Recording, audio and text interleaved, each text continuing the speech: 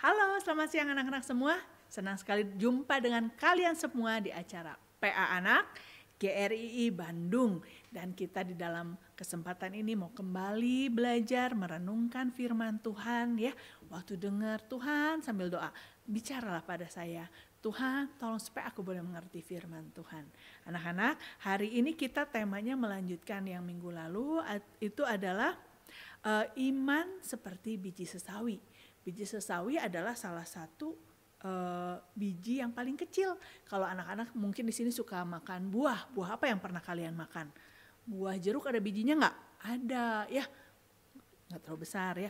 Kalau semangka ada nggak bijinya? Ada. Apalagi buah yang memiliki biji?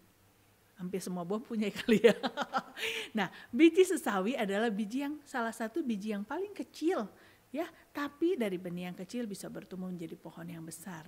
Nah, iman yang kecil, nanti kita sama-sama belajar firman Tuhan, dapat memindahkan gunung. Maksudnya apa? Yesus berbicara demikian. Apakah benar-benar literally ya gunung bisa dipindahkan gitu? Atau gempa bumi ya? Atau bagaimana? Nah, kita sama-sama belajar ya. Tapi sebelumnya kita mau latih lagu yang akan kita nyanyikan hari ini. Yang judulnya adalah Percaya dan Taat. Atau bahasa Inggrisnya seringkali kita nyanyikan Trust and Obey. Mari kita sama-sama melatih bait kesatunya saja.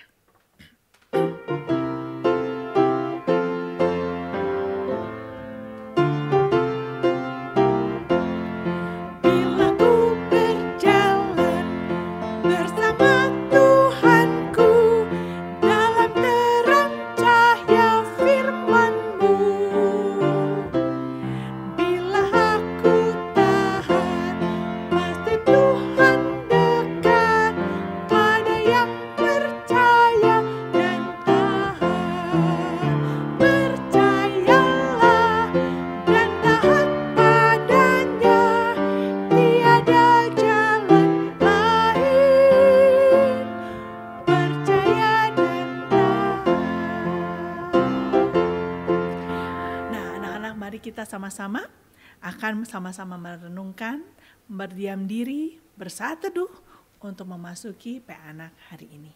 Mari kita menundukkan kepala, belajar berdiam, belajar mempersiapkan diri untuk mendengarkan firman.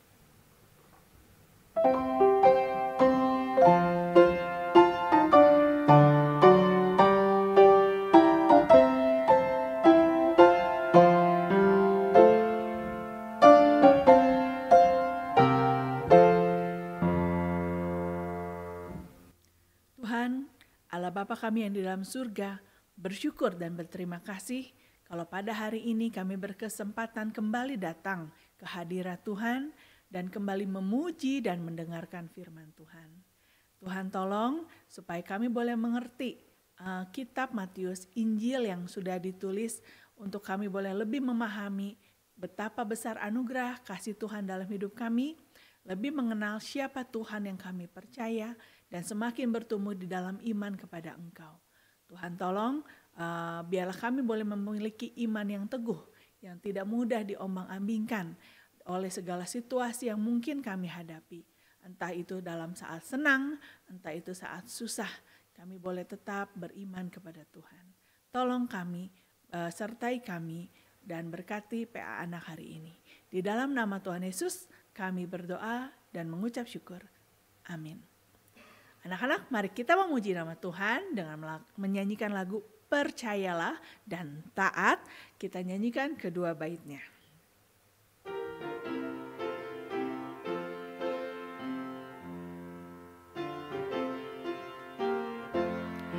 Bila ku berjalan bersama Tuhanku dalam terang cahaya firman-Mu, bila aku taat, pasti Tuhan dekat pada yang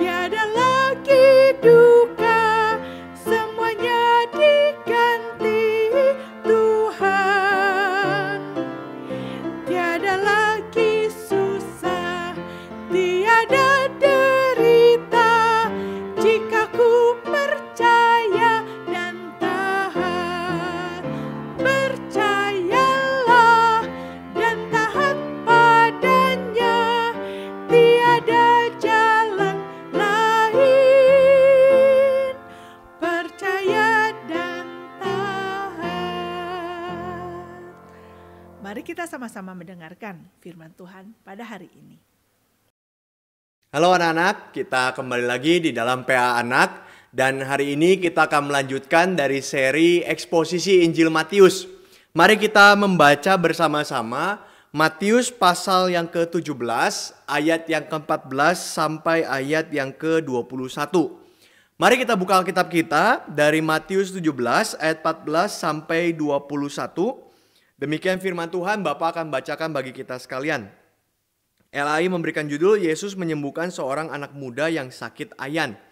Demikian firman Tuhan, ketika Yesus dan murid-muridnya kembali kepada orang banyak itu, datanglah seorang mendapatkan Yesus dan menyembah, katanya, Tuhan, kasihanilah anakku, ia sakit ayan dan sangat menderita. Ia sering jatuh ke dalam api dan juga sering ke dalam air. Aku sudah membawanya kepada murid-muridmu, tetapi mereka tidak dapat menyembuhkannya. Maka kata Yesus, hai kamu angkatan yang tidak percaya dan yang sesat. Berapa lama lagi aku harus tinggal di antara kamu? Berapa lama lagi aku harus sabar terhadap kamu? Bawalah anak itu kemari.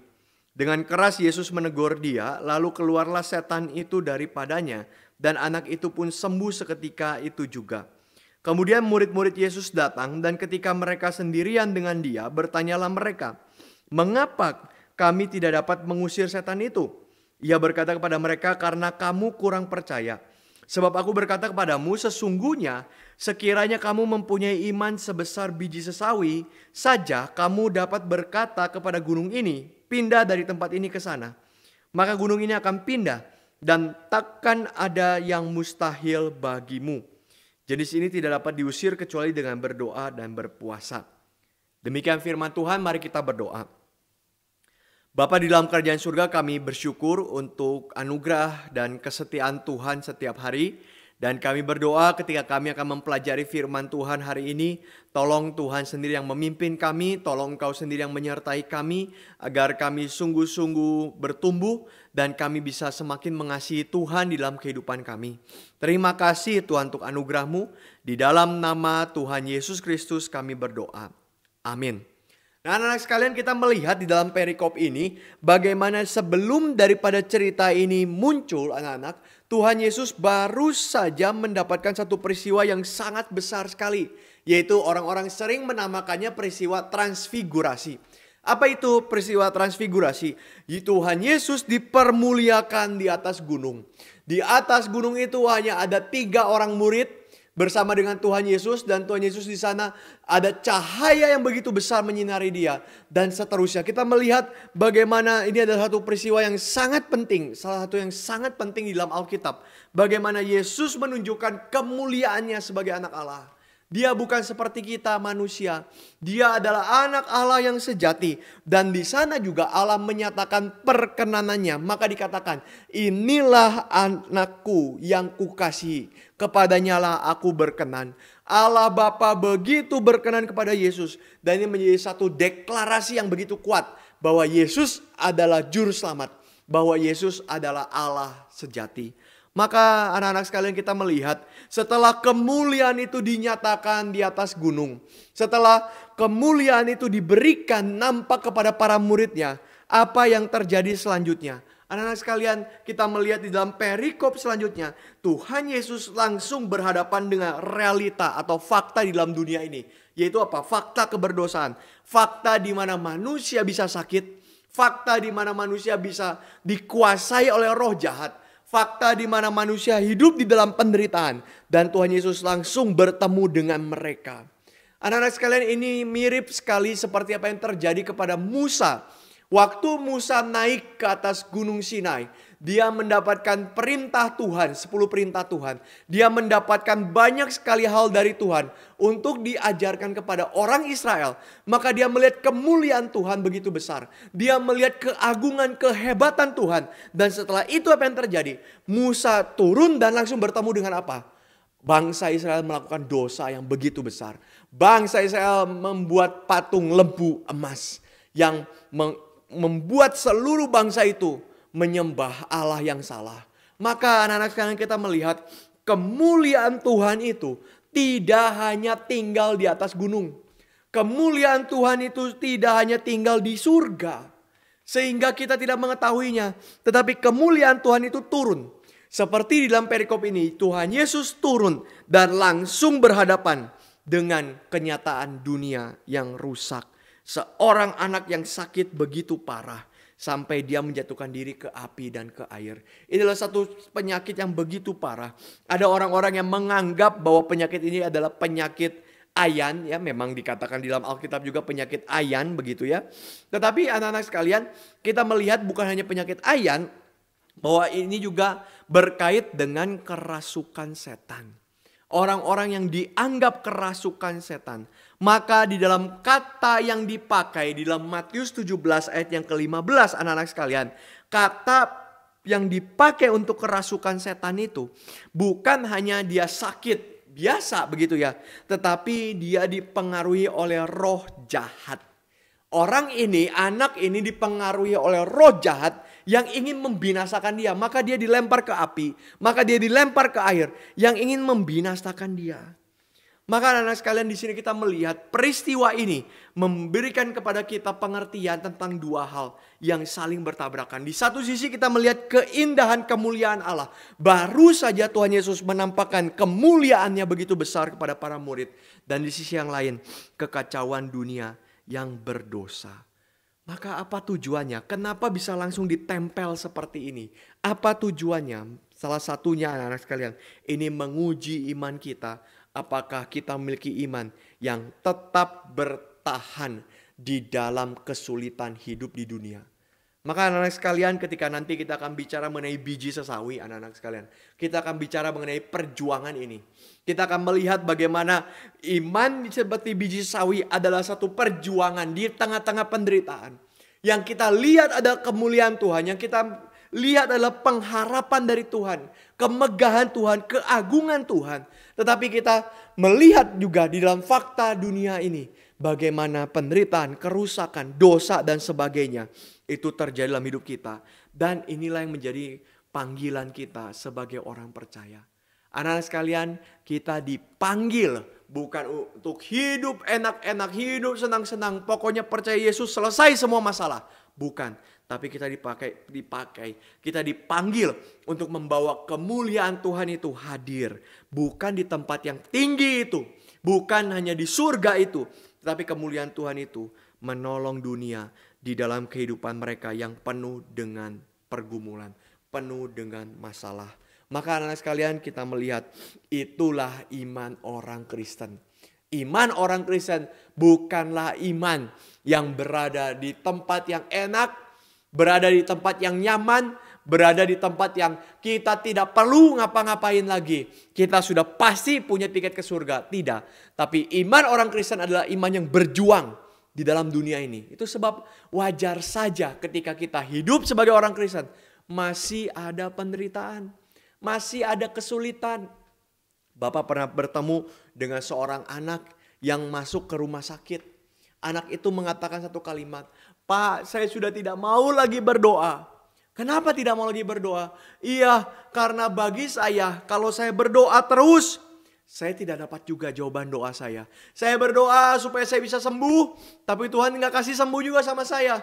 Maka saya tidak mau lagi berdoa. Wah, kalau seperti itu, imannya seperti apa ya? Iman daripada anak ini berarti apa? Melihat kalau kita punya iman, kalau kita punya percaya kepada Tuhan, pasti kita hidupnya sehat. Pasti kita hidupnya senang, pasti dijawab Tuhan. Tapi kita melihat ya di dalam pergumulan ini, kemuliaan Tuhan itu harus masuk di dalam pergumulan hidup manusia.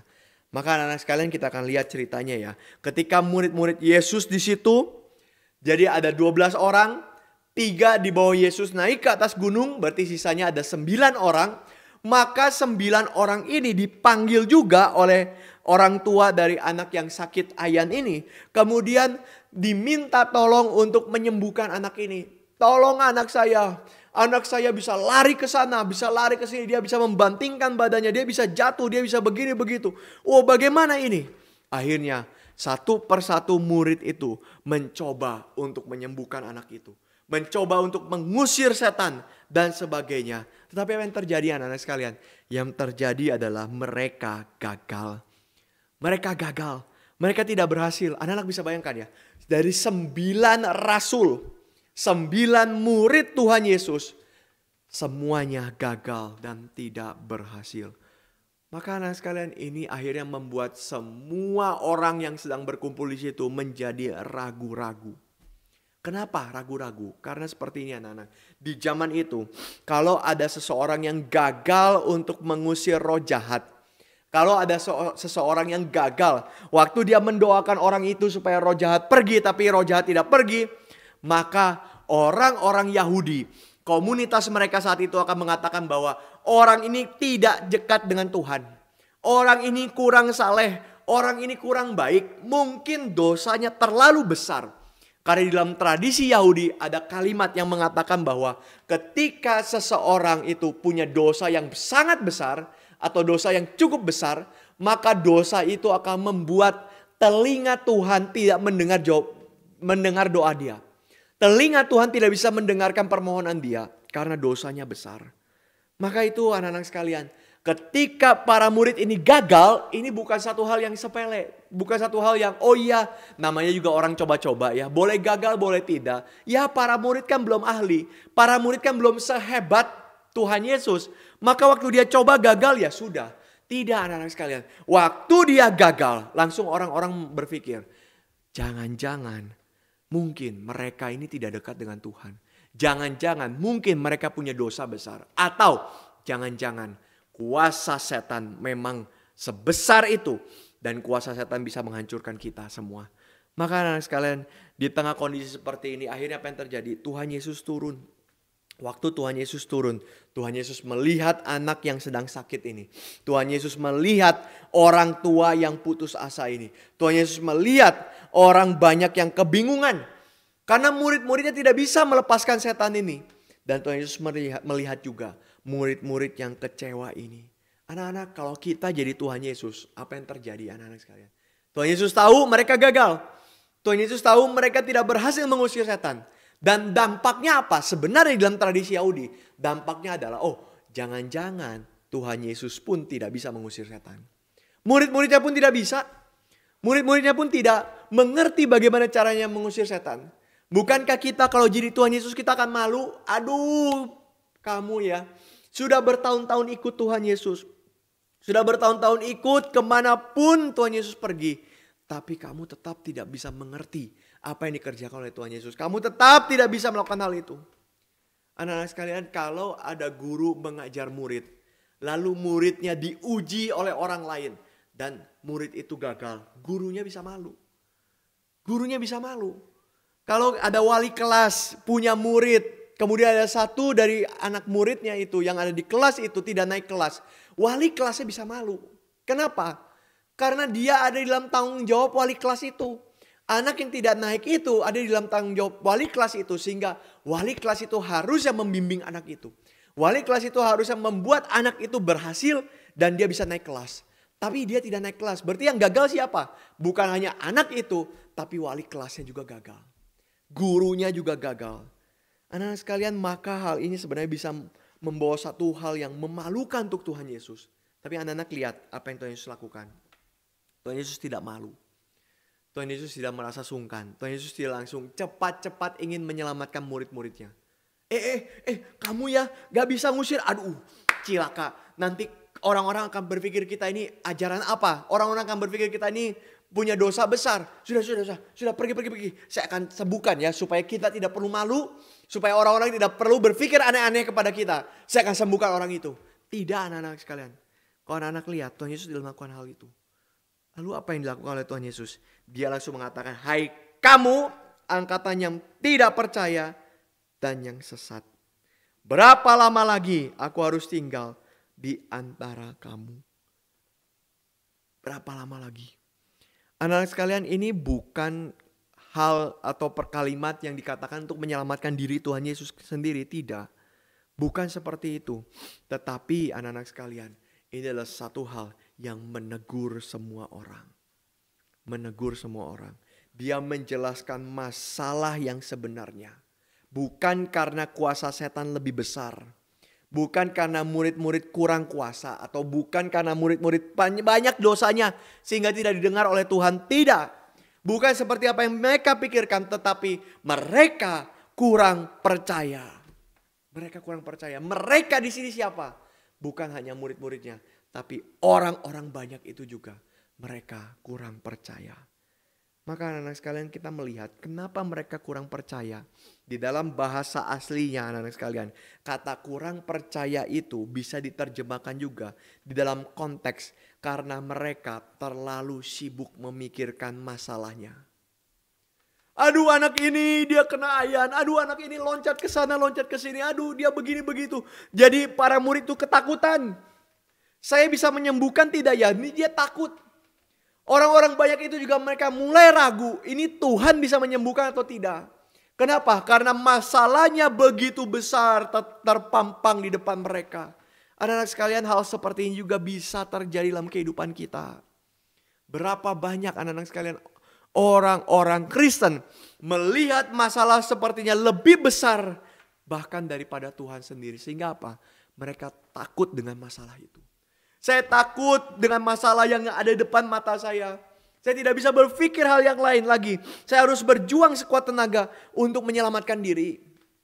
Ada anak-anak yang takut dia tidak naik kelas. Sehingga waktu dia gagal, dia mendapat ujian yang jelek dan sebagainya. Apa yang dilakukan? Saya cari cara sendiri, saya mau nyontek. Saya cari cara sendiri, saya mau kerjasama dengan teman-teman saya dan sebagainya. Ada anak-anak yang dia tidak punya banyak uang dan sebagainya, tapi dia menginginkan satu game yang bagus dan sebagainya. Akhirnya dia mulai untuk mencuri, mulai untuk menyogok temannya dan sebagainya. Ada anak-anak yang ketika dia hidup dibully oleh teman-temannya. Dan apa yang terjadi? Yang terjadi adalah dia menyelesaikan masalah itu dengan caranya sendiri. Anak-anak sekalian, waktu ada masalah tiba, waktu ada hal yang buruk datang, waktu kita sakit, waktu kita mengalami kekecewaan, waktu kita marah, waktu kita sedih sekali. Anak-anak sekalian, apa yang pertama kali ada di dalam pikiran kita? Tidak banyak orang yang ingat langsung Tuhan. Tidak banyak. Yang mereka lihat adalah masalah yang begitu besar. Maka anak-anak sekalian, Tuhan Yesus mengatakan apa?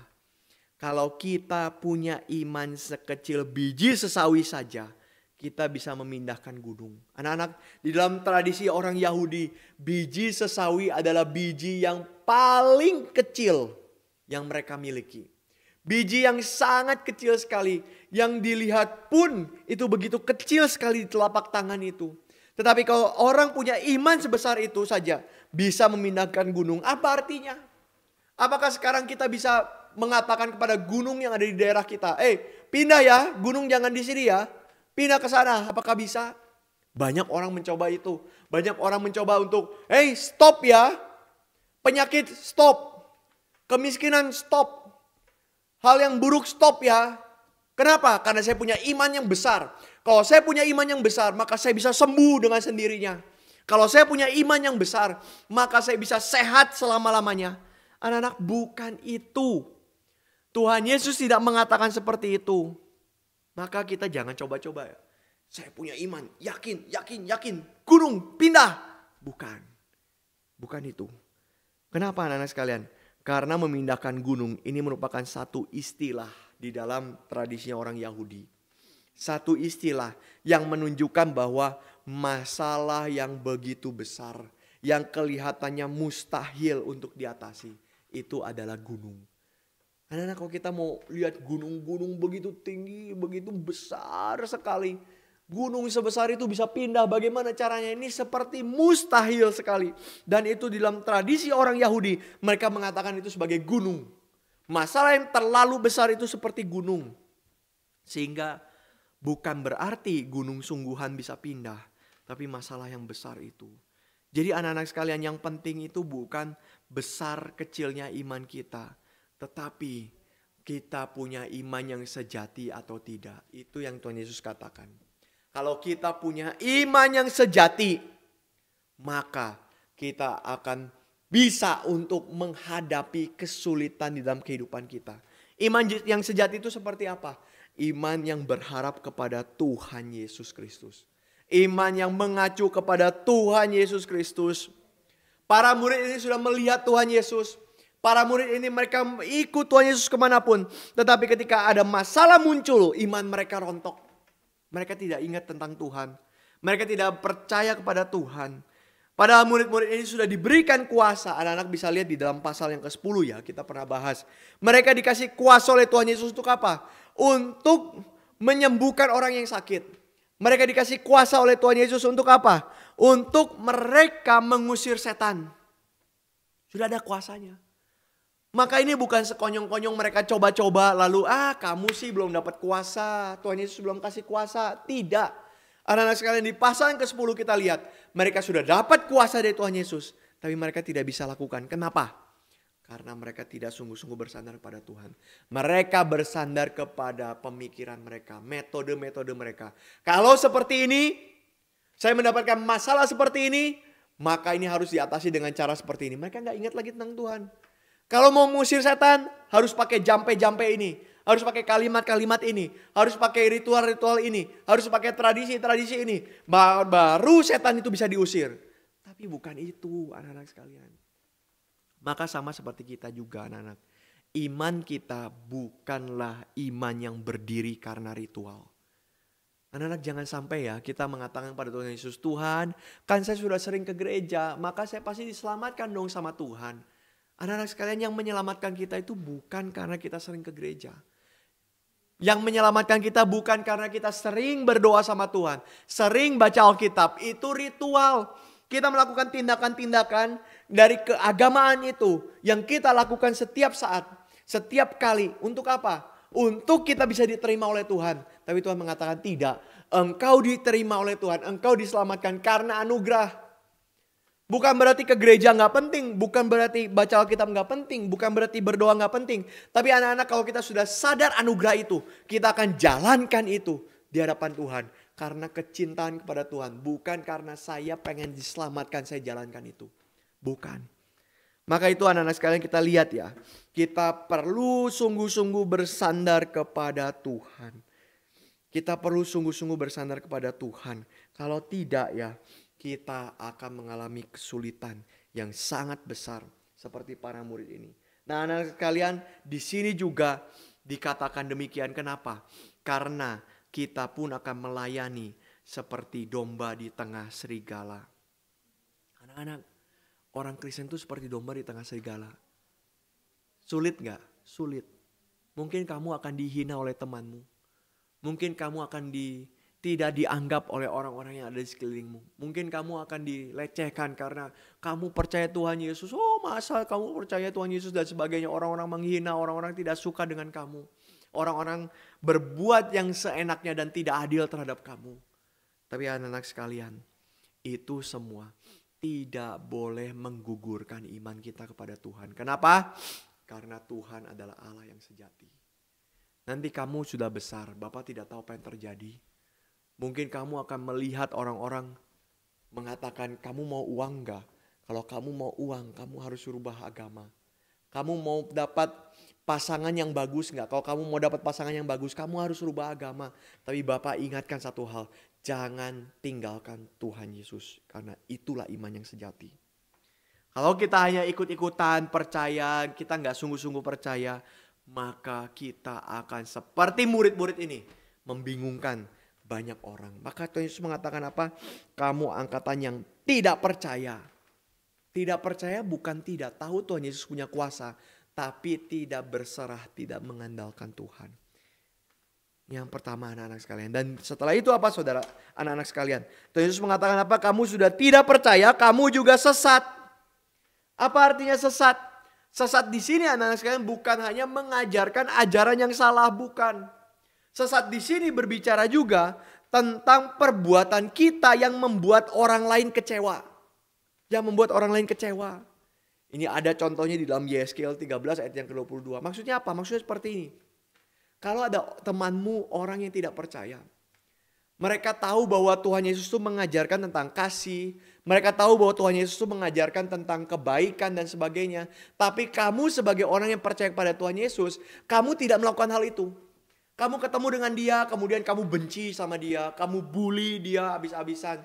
Kamu melakukan segala sesuatu yang kamu sukai dan kamu membuat orang itu diperlakukan tidak adil dan sebagainya.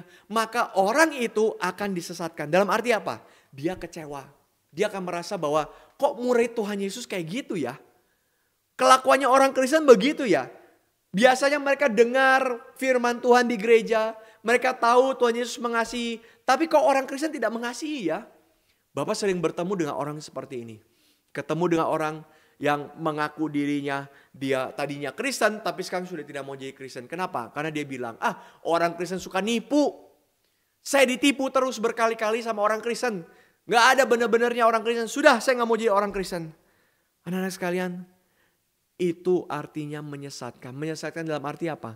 Mereka akhirnya salah berpikir tentang kekristenan dan akhirnya membuat mereka tidak mau percaya kepada Tuhan. Ini pernah terjadi anak-anak sekalian di dalam sejarah. Di dalam sejarah gereja Tuhan, yaitu ada satu pertempuran namanya Perang Salib, anak-anak sekalian. Perang Salib itu intinya apa? Intinya sebenarnya ini adalah perang politik, tetapi mereka bawa-bawa salib. Kami ini orang Kristen, kami akan memenangkan pertempuran karena kami membawa salib ke medan tempur. Dan akhirnya apa? Dia menghancurkan bangsa-bangsa yang ada di daerah Palestina zaman dulu, yang ada di daerah Timur Tengah itu. Mereka serang, mereka habis-habisan melawan orang-orang Muslim dan mengatakan kami orang Kristen, kami akan hancurkan orang Muslim. Tapi apa yang terjadi anak-anak sekalian? Yang terjadi adalah ketidakadilan demi ketidakadilan.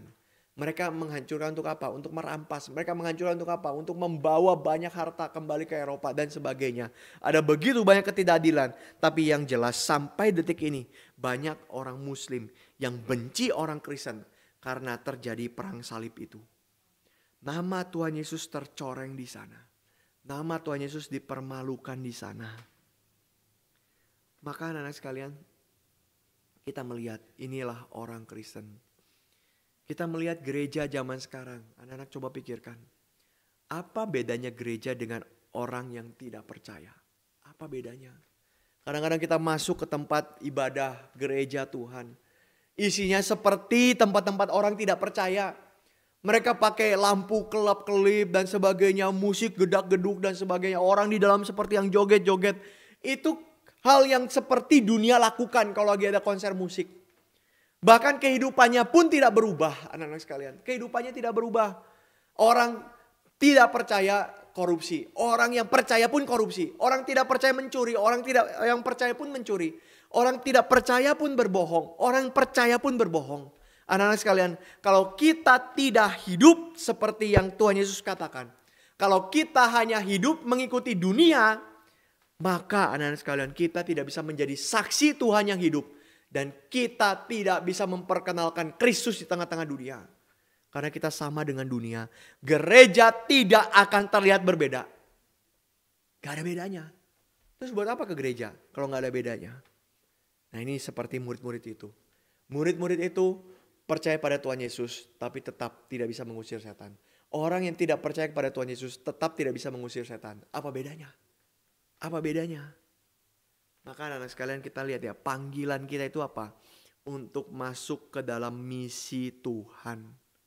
Masuk dalam pelayanan Tuhan. Masuk dalam pekerjaan Tuhan. Maka anak-anak sekalian kalau kita punya iman, Kristus katakan kalau kita punya iman bahkan sebesar biji sesawi saja. Maka kita akan hidup sungguh-sungguh benar. Kita bukan hanya dipanggil untuk tahu yang benar, banyak pengetahuan tentang kebenaran. Kita bukan hanya dipanggil untuk bisa berpikir dengan benar, tapi hidup yang benar. Hidup yang benar. Hidup yang sungguh-sungguh mencerminkan anak-anak Tuhan. Maka ketika kita melakukan hal itu anak-anak sekalian, kita berusaha hidup benar. Kita berusaha untuk mencerminkan kehidupan seperti anak-anak Tuhan. Meskipun masalah menimpa kita dengan besar. Tapi Tuhan akan menopang kita. Anak-anak sekalian, ini bukan berarti engkau tidak mungkin sakit ya. Tidak. Bukan itu. Ini bukan berarti saya ikut Tuhan Yesus pasti semua akan gampang. Bukan. Tuhan Yesus berbicara ini di dalam konteks pelayanan. Bukan di dalam konteks kehidupan sehari-hari. Jadi kita tidak bisa mengatakan, kalau saya percaya kepada Tuhan Yesus, saya bisa sembuh sendiri. Bukan itu. Iman biji sesawi bukan itu yang Tuhan maksud. Tetapi waktu kita punya iman, kita mencintai Tuhan, kita mengasihi Tuhan, kita mau terlibat masuk ke dalam misi Tuhan, kita mau terlibat masuk ke dalam pekerjaan Tuhan, kita mau melayani Tuhan. Dan ketika kita melayani Tuhan, ada hambatan, ada godaan, ada tantangan, ada masalah begitu besar. Maka Tuhan akan menopang kita dari iman yang sebesar biji sesawi itu. Kenapa? Karena kita bersandar kepada janji Tuhan. Kita bersandar pada janji Tuhan. Maka nanti di Matius pasal ke-28 Tuhan kasih janji kepada kita. Aku menyertai engkau senantiasa sampai akhir zaman. Anak-anak sekalian, iman itu bukan sekedar tahu tentang Tuhan. Bukan. Iman itu bukan sekedar saya percaya Tuhan Yesus, saya memuji nama Tuhan. Tidak. Iman itu berarti apa? Hidupmu taat kepada Tuhan. Dan ketika engkau hidup taat kepada Tuhan, ketika kau hidup sungguh-sungguh ingin menyenangkan hati Tuhan, meskipun kecil, meskipun sulit, meskipun ada banyak tantangan, engkau tetap ingin setia kepada Tuhan. Waktu engkau ujian, engkau ingin setia, tidak mau menyontek. Meskipun orang-orang akan menghina engkau, engkau setia ikut Tuhan. Waktu engkau berbicara kepada orang-orang yang ada di sekelilingmu, kepada teman-temanmu, engkau tidak mau berbohong, engkau tidak mau menipu. Engkau setia kepada Tuhan, meskipun sulit orang-orang akan memarahi engkau. Tapi engkau tetap setia kepada Tuhan. Disitulah iman sebesar biji sesawi itu. Iman itu akan membuat kita taat dan bersandar kepada Tuhan. Maka anak-anak sekalian, Tuhan akan bekerja kepada kita di tengah-tengah kehidupan kita. Kalau kita punya iman kepada Tuhan, kita ingin menyenangkan hati Tuhan, kita nggak akan minta hal-hal untuk diri kita sendiri. Tuhan, saya punya iman sebesar biji sesawi, saya pengen mobil yang mewah, saya pengen rumah yang besar, saya pengen games yang paling mahal. Enggak, itu berarti kita belum punya iman sebesar itu. Kita belum sungguh-sungguh berserah kepada Tuhan. Kalau kita punya iman kepada Tuhan, berserah kepada Tuhan, kita hanya berdoa kepada Tuhan satu hal. Bagaimana saya bisa dipakai Tuhan menyenangkan hati Tuhan. Bagaimana saya dipakai Tuhan di dalam konteks sekolah. Bagaimana saya dipakai Tuhan di dalam pergaulan. Bagaimana saya dipakai Tuhan sebagai anak kepada orang tua. Bagaimana saya dipakai Tuhan di dalam konteks gereja. Bagaimana saya dipakai Tuhan di dalam konteks masyarakat. Sehingga ketika orang melihat saya, nama Tuhan dipermuliakan. Tidak seperti murid-murid ini. Orang melihat murid-murid, justru Tuhan tidak dipermuliakan melalui pelayanan mereka. Maka kita belajar ya anak-anak ya. Jadi pertama, iman sebesar biji sesawi. Bukan iman yang berarti kita tidak akan dapat masalah. Bukan. Iman sebesar biji sesawi. Bukan iman yang berarti kita bisa tenang-tenang, bisa foya-foya, bisa hidup senang-senang saja. Tapi iman sebesar biji sesawi adalah iman yang mau sungguh-sungguh percaya kepada Tuhan. Dan hidup yang berubah dipakai oleh Tuhan untuk pekerjaan Tuhan yang besar. Anak-anak, mau nggak kalian punya iman seperti ini? Mari kita berdoa. Bapa di dalam kerajaan surga, kami bersyukur dan berterima kasih untuk segala anugerah dan kebaikan yang Tuhan berikan bagi setiap kami. Dan tolonglah kami Tuhan, kami bertumbuh iman kami, semakin mengasihi Tuhan, semakin mengenal Tuhan. Bukan menjadi iman yang manja, bukan menjadi iman yang ongkang-ongkang kaki, bukan menjadi iman yang membuat kami terlelap di dalam kenyamanan kami. Tetapi iman yang berjuang, meskipun sulit, meskipun ada banyak tantangan, ada banyak penderitaan, tapi kami mohon Tuhan yang memimpin dan Tuhan yang menguatkan kami. Terima kasih Tuhan untuk anugerah-Mu. Kami berdoa menyerahkan semua ke dalam tangan Tuhan. Di dalam nama Tuhan Yesus Kristus kami berdoa. Amin. Sampai sini anak-anak sekalian, Tuhan memberkati kita. Anak-anak, bersyukur untuk firman Tuhan yang boleh kita dengarkan hari ini. Ya, biarlah kita boleh sungguh-sungguh mempunyai iman yang teguh kepada Tuhan. Iman sekecil apapun, kalau kita benar-benar meletakkan iman itu pada Allah yang benar, maka iman itu akan mempunyai dampak yang besar, menjadi kesaksian yang hidup dan mempermuliakan nama Tuhan. Biarlah kita boleh didapati beriman kepada Tuhan, bukan lagi waktu hidup baik-baik saja, tapi waktu dalam susah pun orang-orang boleh melihat ada iman yang teguh, ada iman yang sungguh-sungguh bersandar kepada Tuhan. Mari kita sama-sama menyanyi lagu Percaya dan Taat. kita nyanyikan kedua baitnya untuk mempersembahkan kepada Tuhan pujian ini, mempersembahkan hidup kita, mempersembahkan komitmen iman kita kepada Tuhan.